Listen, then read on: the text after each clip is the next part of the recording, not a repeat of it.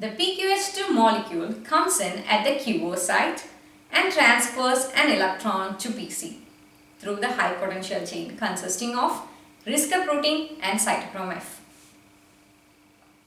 One H plus ion is liberated at this point and PQH2 becomes semiquinone. SQ transfers the second electron to the heme BP molecule of the low potential chain.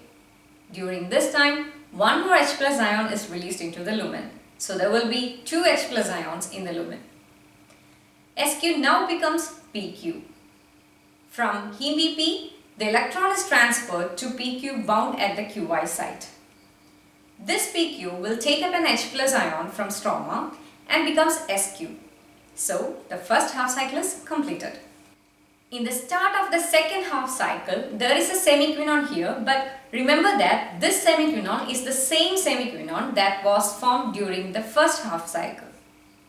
Another PQH2 comes in and transfers one of its electrons to PC through the high potential chain. The second electron is transferred through the low potential chain to the SQ.